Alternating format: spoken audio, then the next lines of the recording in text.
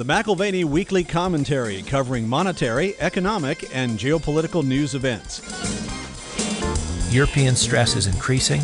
As financial stress increases, you're really talking about social anxieties and political stress that gets played out. TPI acting as a smokescreen for the ECB balance sheet reshuffling. After our medical and social experimentation with COVID, we've put ourselves in the worst possible position, not just in Europe, not just in the U.S., but globally. Now here are Kevin Orrick and David McAlvany. Welcome to the McAlvany Weekly Commentary. I'm Kevin Orrick along with David McAlvany. Gosh, Dave, from the German energy crisis to the difficulty of the French cooling their nuclear reactors because the rivers are getting hot, and you've got the Ukrainian situation with Russia. It almost sounds like a James Bond movie, but we sort of need the real James Bond back, don't we? I mean, I'm thinking Sean Connery at this point. From Russia with Love. Yeah, no, there's some similarities, maybe some differences too. 1963, Sean Connery. A lot has changed since then. All you have to do is watch the trailer for that movie and know that a lot has changed since then. Versus 2022. Yeah. We're not at the present seeking a decoder or an encryption device that'll access Soviet state secrets and unbalance the world order. Quite the opposite from Spectre. It's the Russians who are destabilizing.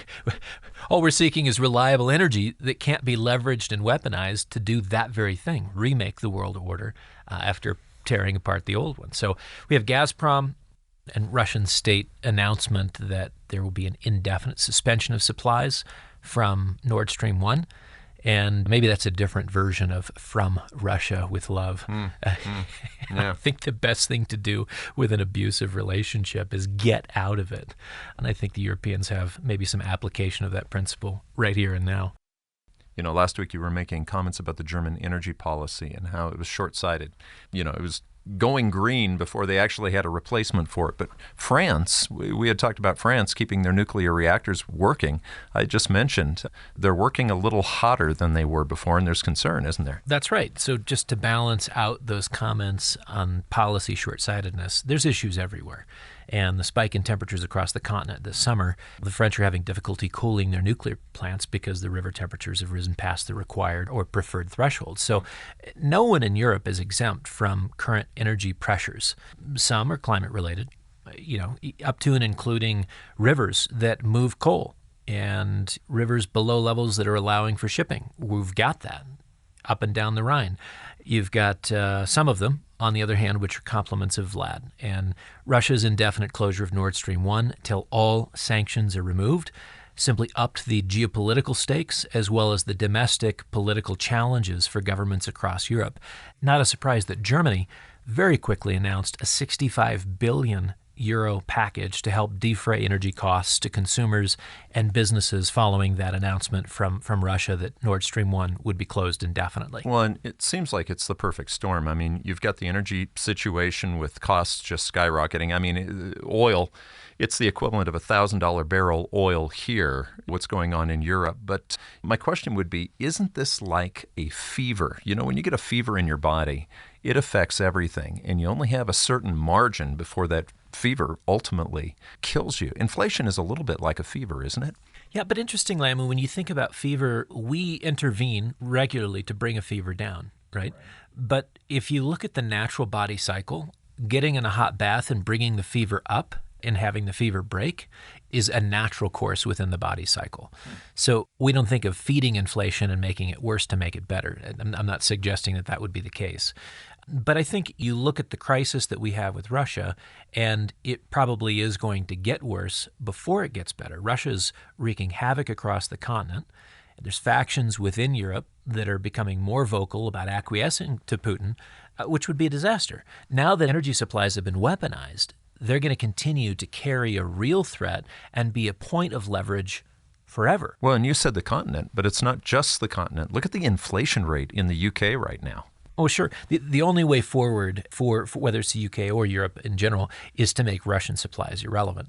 Once Putin loses an ability to leverage Russian supplies, he'll take what he can get. So whether it's supplies from Qatar or the U.S., other natural gas sources need to fill in. This week, We have Russia starting joint military exercises with China and India and Belarus. That all commenced last week prior to the temporary technical closure of Nord Stream 1. At the time, Siemens was being blamed for the problem. But again, sanctions have to be removed. It's no longer a technical glitch. And so we do have this ratcheting up of geopolitical issues as well as local domestic issues in each country, and the UK is certainly no exception. You know, you've been a real proponent of having reserves, okay? Whether you're an athlete that's running a long race, and you do run long races, or having reserves in the bank so that you have a crisis. A lot of times we can look at crisis and say, well, gosh, we couldn't have helped this because we had all these things happening at once. If you have massive debt, all you can do is borrow more or print money to try to pay it off. But that's what's creating this inflation right now. So it's not just energy prices, but, you know, going to Britain, 18%. Yeah, so the volatility of energy prices and its impact on inflation, it is impacting folks. This is more than just a few countries in the Eurozone which are feeling the heat. City analysts expect UK inflation to pass 18% by year end. Wow. Because of energy costs increasing. There's a new prime minister at number 10. Liz Truss has replaced Boris Johnson and is inheriting a very tough situation. Italy is facing the same pressures, but with a few distinctions. This goes back to reserves or latitude or options. Italy made some trade-offs. They gained access to a different bank and a different set of income flows, and they are now in a bind. They can't do the same things that the UK can. Again, energy costs are up 80% in Italy. Their debt to GDP figure is roughly 150%. They don't have much latitude to step in and subsidize the price increases for very long without potentially triggering another Eurozone debt crisis. And what I was getting at in terms of those trade-offs is they mothballed their printing press in order to join the European Monetary Unit. And so Italian debt is indicating these current pressures, of course, and forecasting still more to come. We had some reprieve in the debt markets if you look at July and August figures where yields were coming down. Yields are again racing towards the peaks that we saw in mid-June. And this would be true of most of your peripheral European countries. Italy and Greece stand out. They're like two jockeys competing to see who gets there first, back to recent high yields. Yeah, but maybe what we can do is just cap the prices. That's what they'll think. It's like, all right, well, we've not created this problem. Somebody else has, so we're just going to cap energy prices. And what it reminds me of, Dave, since they're not taking responsibility of the problem that they created, the whole controlling community, like the central bank community and the governments, it reminds me of that bumper sticker, the party animal that says bad liver, bad liver, It's not the liver's problem. A confusion about causation. Yeah. Well, so you've got a number of European governments that are now discussing the price caps, as you mentioned, with electricity producers and then, of course, profit limits for energy providers. And I think that'll be very popular, right? Because nobody wants to pay higher energy costs. And if the government doesn't have the ability to cover the cost themselves, then you have to vilify and go after the real enemy, quote unquote real enemy. And it's classic political art of redirection. Who's responsible for the energy crisis? Not the idealistic bureaucrat, not the Green Party advocate who's demonized nuclear energy as dirty and dangerous for decades, and in fact pushed for dependency on cleaner, grant you, natural gas, but the source is the problem, from Russia. So Putin, yes, he's a part of it.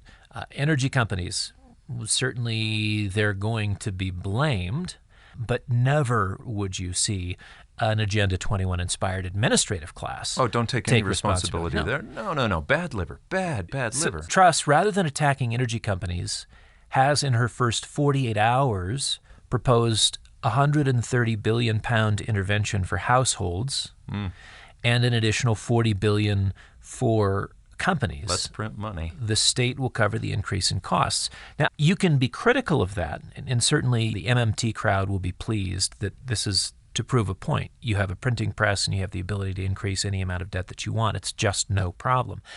And I'm not saying that that is an acceptable solution, but they do have the latitude. They do have options because they didn't take the trade-off, join the EU, join the EMU, and lose their monetary sovereignty. Is this an abuse of the pound? Yes. But is that a card that they can play, whereas the Italians can't? And you see it show up immediately in the debt market. This is a really intriguing difference. One of the things that Truss is going to attempt to do is keep people off the streets, protesting untenably high bills in the months ahead. And she's doing it on the state's budget, if you will. This is greater than 5% of UK GDP, and roughly what they spend on the National Health Service is this one-off energy intervention. You know, it reminds me of a story. Madame Lagarde talked about this anti-fragmentation tool, and there's a new name for something similar to that. And the whole idea is to go get rid of the good and take care of the bad. I remember a story reading somewhere. It was a jazz musician who played with Charlie Parker. It could have been Dizzy Gillespie who talked about it. I can't remember because Dizzy stayed away from the drugs. Charlie was completely addicted to heroin and alcohol. Now, he was an amazing sax player. I mean, Yardbird Parker. But on his way to a gig, he needed a heroin hit. And he literally sold his alto sax on the way to the gig to get heroin, and that it was the gig that was paying for the next heroin hit. But I think about that. You look at the European response to anti-fragmentation, or whatever you want to call it. It's really taking the good and buying the bad, right? Just trying, what is that, core to periphery, or how would you state that? Well, by creating this idealistic union, again, there were a series of trade-offs. There's some benefits to it, of course. But then how you deal with problems gets a little fuzzy. You've got some cases in which the state is responsible, some cases in which the ECB will have to be responsible as this sort of overarching transnational organization. And so from Madame Lagarde, we first had the announcement of the anti-fragmentation tool. That was earlier this year. Now we have the transmission protection instrument. It's not really well explained what the TPI is or what it does. It just does everything that is necessary, and that's implied, of course. But it's veiled language for the selling of European debt at the core, buying of European debt at the periphery. The ECB will have to raise rates from zero. Remember, the last increase was from negative 50 basis points to zero, and so far that's their version of fighting inflation. We've got German inflation at 8.8. We've got, across the 19 members, the ECB announcement of consumer price inflation for August of 9.1%, again for both of these, German and the transnational number, 40-year highs. EU wasn't around 40 years ago, but all-time highs in that case. They have to raise rates at least 50 basis points. They have to. Well, but again, we're playing with words. Transmission protection instrument. The ECB is just going to come in and clean up with a mop, and there's going to be zero consequences into the marketplace. Oh no, contraire. Look at how the euro is trading. Well, and let's just go back in a time machine a little bit, Dave. I'm going to put this in perspective because you've been running half Ironmen and Ironmen now for 7 years. Okay, actually, 6 years, because 2015, you basically said to everybody at the office, you made the announcement, you would pay for the cost of the race if we wanted to train and go do a half marathon. That was in 2015. So 2016, if I remember right, is when we did that, and that was a lot of fun. You've continued doing that. So the last 6 years, we have had two things going on. One is you training all the time. Okay. I mean, you're working too, but I don't know how you do it. But the other thing too is, if you remember 2015, when you made that announcement, the world had never seen negative interest rates in 4,000 years of history. And in 2015, Dave, Europe went negative. We're about to see that reverse. This is going to happen now.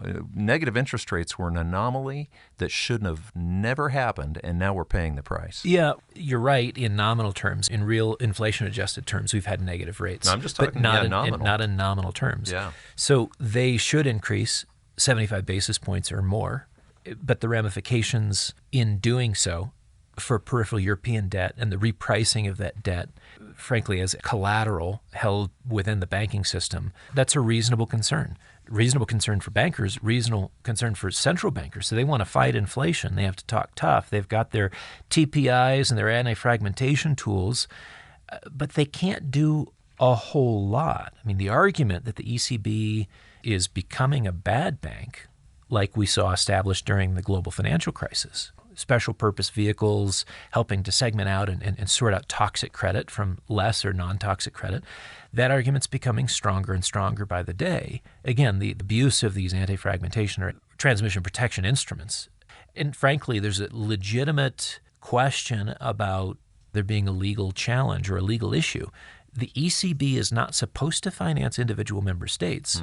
And I think this is where a lot of the opacity around the TPI program exists. That's in essence what the TPI is doing, is financing individual member states. So I think one lesson to be learned from this, or even go back to 2008 and 2009, when acronyms proliferate, we should all be wary. What you see is not what you get, and how something is heralded might in fact be something quite different. Not only is language ambiguous, but the propaganda value of an acronym can't be overstated. This brings up a sore subject for me, Dave, because what we're seeing is the need to control from the top everything, whether it's vaccinations and disease or central banking. And they're losing control. It reminds me of Lucille Ball at the chocolate factory. Remember that? It's working just fine for a little while, and then she has to start eating the chocolate. She can't keep up with the assembly line. She cannot keep up. And you cannot manage some of these things from the top down. Some of them, they're not intended to be managed. And this is, Jim Grant was recently comparing the Fed to the CDC, the heads of which he said could be swapped. The leadership swapped, and you'd end up with almost the same policy. He says the officials share this predilection for control and a reciprocal mistrust of the capacity of individuals to protect themselves against a bug and of the market to set a rate of interest. And, he says the interventionist impulse, along with its evil twin and habitual blind eye to the consequences of intervention, is a cross-disciplinary personality tic. And he's right. It's a mode of thinking, a superior mode of thinking that says we can make decisions for everyone, and the disaggregated decision-making is not as legitimate as us, again, from a top-down standpoint, doing so. So Jim Grant reminds his readers of an admonition from von Mises, in this case dealing with inflation and deflation. Deflation can never undo the harm that inflation causes. And he warned central bankers against imitating the motorist who, after running over a pedestrian, stops his car, throws it into reverse, and backs over the same hapless victim. And that's, we have the Fed now wanting to go into reverse. We got to create demand destruction. We have to slow the economy and, in effect, create a recession such that we can lower the price pressures. That's the mode that we're in now. My dad told me the story of a well-intentioned effort to save a box turtle from being hit as it crossed the road. And as he threw his vehicle into reverse to go back and do good, he heard and felt the unfortunate crunch, right? Oh.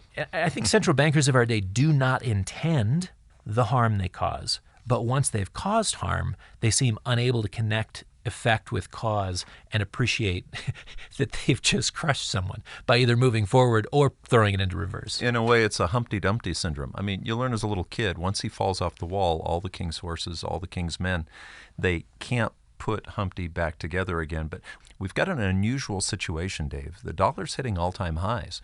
We don't have energy problems like the European situation. We don't have $1,000 a barrel oil like the equivalent would be over in Europe. So what's it look like for the United States? We have the debt. We don't have the reserves, so we've got to be careful there. But how are we looking now? Yeah, well, the dollar's hitting new highs for this cycle.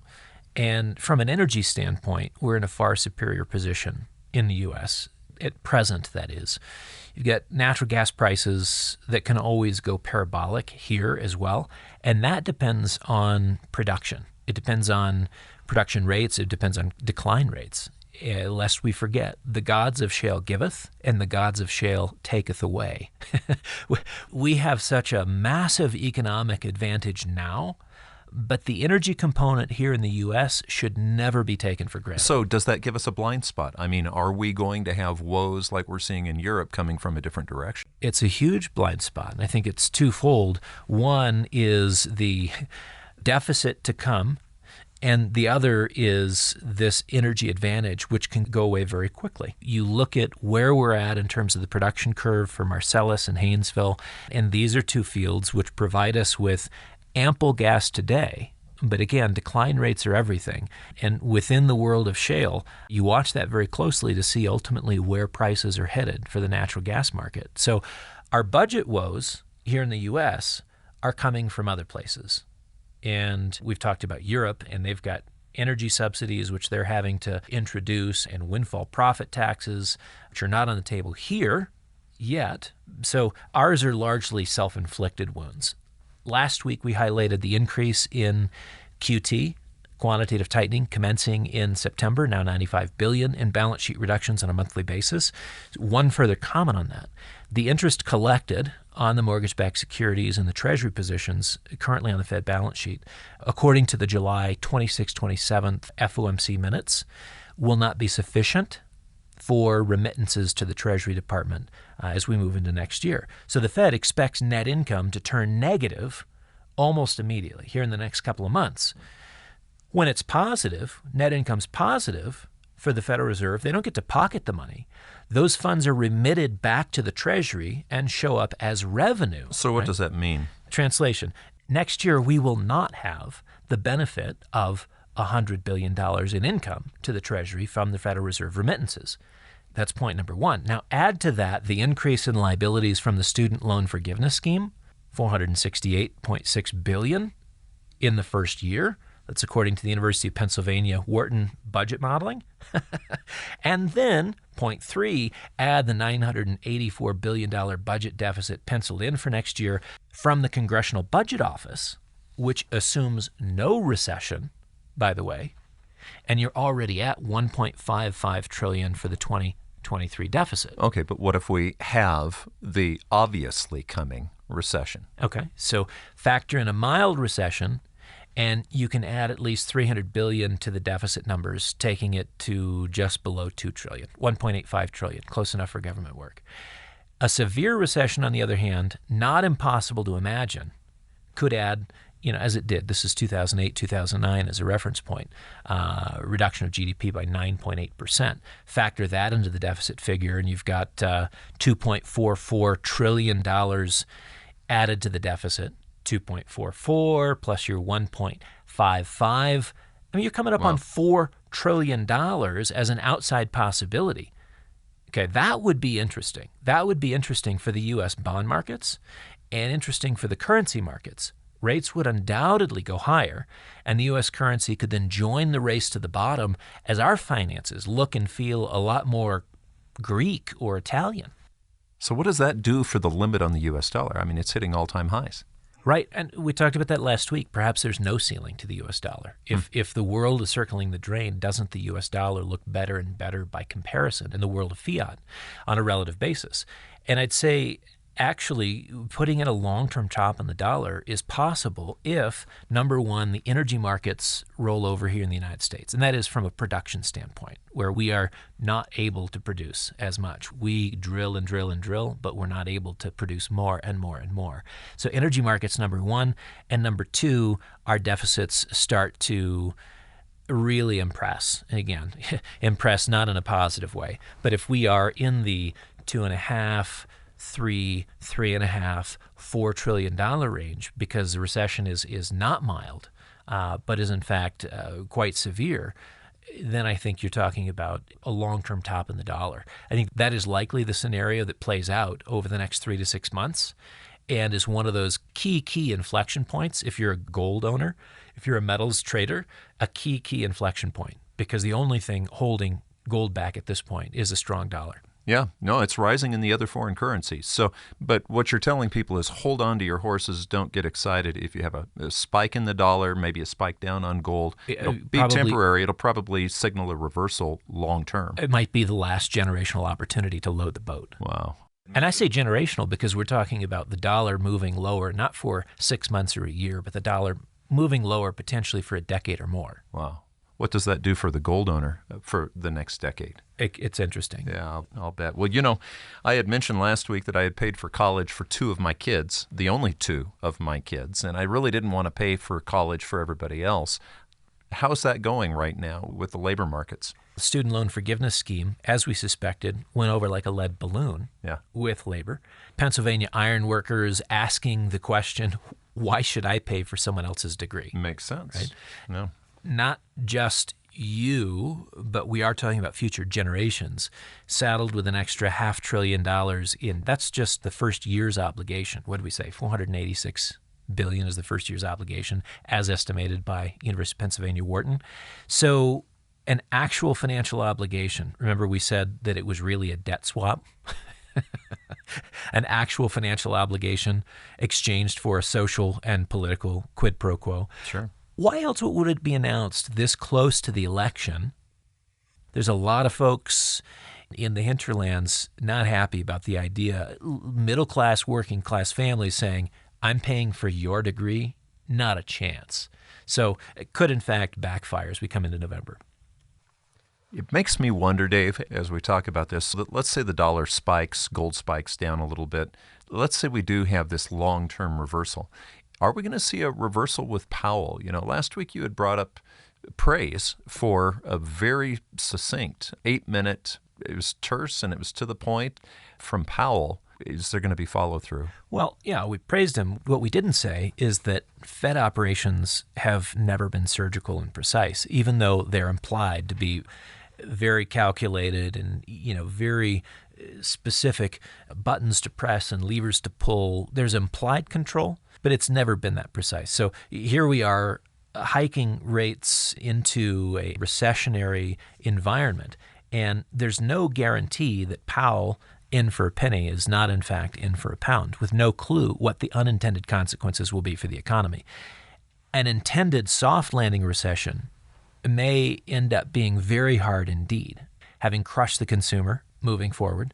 What did we have leading into this? We had the application of quantitative easing in 2022, this year, with inflation already at 8.5%, right? So they had all the indications that they needed, that they should take the foot off the pedal, right? And they did not. Now they want to slow demand. It's well-intentioned, right? And it may crush the consumer yet again, kind of going back to my dad's unfortunate story, poor little turtle. Okay, so let's nail this down, Dave. A lot of times when you've got a situation that's a lot of moving parts, you have to ask yourself, you pull a sheet of paper out or a pad and you say, okay, what do we know? What do we know for our own decision-making at this point? Not as much as we'd like. Enough to conclude that, number one, we have an over-leveraged and overpriced financial system. Number two, we have central banks which are now convinced that to fight inflation, they must raise interest rates and tighten financial conditions. And this is a new global consensus among central bankers. And so, number three, as Doug Nolan reminds us, rates are going to go higher until something breaks. Is that what we're already witnessing in the financial markets? Right? Summer rally has ended. We can see that. European stress is increasing. And we're not talking about minute increases of stress. These are, to some degree, existential issues that each state has to answer as they address unrest on the streets. You see why Germany spent $65 billion or obligated themselves to instantaneously on the announcement of the Russian shutdown of Nord Stream 1. You saw how fast Ms. Truss came out and said 130 to 170 billion is what we're playing for to keep people off the streets. Now, she said it in other words, but that is, in fact, what is in play. European stress is increasing. As financial stress increases, you're really talking about social anxieties and political stress that gets played out. TPI, we mentioned earlier, acting as a smokescreen for the ECB balance sheet reshuffling. After our medical and social experimentation with COVID, we've put ourselves in the worst possible position, not just in Europe, not just in the U.S., but globally, if we're talking about balance sheets. Yeah, but talking about balance sheets, and I'll admit it, Dave, I mean, I try to get my head around what a billion is. I try to get my head around what a trillion is. You just mentioned, our deficit being between 1.55 and all the way up to 4 trillion. I mean, what is that? But let's now look at the world in trillions. Let's just talk trillions now. What does debt look like as it's increasing? And is the cost of paying that debt? Because from what I understand, and we've talked about this before, maybe I'm missing something, but there are basically only two ways to pay a debt off. You either default on it or you devalue the currency. We're already seeing the devaluation of the currency. What does default look like? Yeah, when you think about the necessity of the importance of a global currency devaluation, think about the implications of default. Default means that someone's asset is now worth less, and it may impair the owner of that asset. Well, the owner of most liabilities are financial institutions or people represented by financial institutions. So the implications of a default are very significant for financial market stability, even the existence of the financial markets. However, a gradual inflation of the pressure is the most viable option. It's painful, but it's the most viable. Well, and look at gold worldwide. It's rising while it falls here in the United States. From a big picture perspective, if people are concerned about a daily, weekly, quarterly volatility with gold and silver, they don't understand what's in play. This is a super bubble on a global scale in every asset class that is in the process of bursting. It's a little bit like looking at the lifeboats off of the Titanic and saying, I'm not getting in it. It's not nearly as stable as this sinking ship. Yeah, I prefer where I'm at Right. to going to something that bobs around uncontrollably in the water. No. I don't want your lifeboat, and I think you're asking too much for it to begin with. I think the price is going to be lower tomorrow. Maybe I'll try then. From the beginning of the emergency, again, the COVID emergency, till now, emerging market debt has increased 36.1%. That's $26.2 trillion in the emerging markets. There's a T, trillion. So emerging market government debt, this is government debt in the emerging markets, up 47. Non-financial corporate debt in the emerging markets, up 32.6%.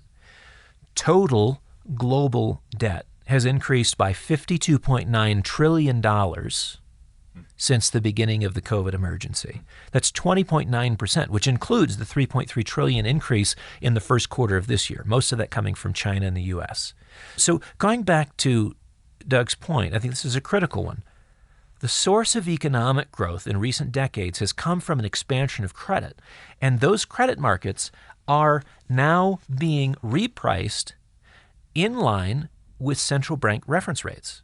Rates will go higher until something breaks. That's the key takeaway. It wouldn't necessarily be the case if we were talking about a market not on steroids, but the total global debt market is now $305 trillion. Consensus is rates must go higher to address inflation realities all over the world, but to do so is to potentially destabilize a part or the entire $305 trillion edifice. One of our guests, a couple of times on the commentary, writes brilliant books. Andrew Smithers is going to be a guest on the show next week. And Andrew Smithers says big part of the problem that we have is the models that everybody is completely married to, all these management models. They're completely wrong. And at 85 years old, he has proposed a new way of looking at the models. And I don't think he fools himself into thinking all of a sudden everybody's just going to start looking at Andrew Smithers' way of looking at the markets. But Smithers has been right for a long time, and I know that Smithers and Jeremy Grantham, he's the guy who got out of the market in 2000 a little bit too early, right? 1999? Sure. No, but he was looking at Smithers' work. I can understand why they're friends. You know, that they can compare notes and say, yep, we've got a valuation problem. And a quote from Jeremy in the last week, if history repeats, the play once again will be tragedy. We must hope this is time for a minor one. My kingdom for a horse. You've been listening to the McAlvany Weekly Commentary. I'm Kevin Orrick along with David McAlvany. Be sure to join us next week for the Andrew Smithers interview. You can find us at McAlvany.com, McAlvany. You can call us at 800-525-9556. This has been the McAlvany Weekly Commentary. The views expressed should not be considered to be a solicitation or a recommendation for your investment portfolio.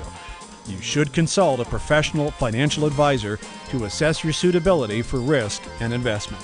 Join us again next week for a new edition of the McAlvany Weekly Commentary.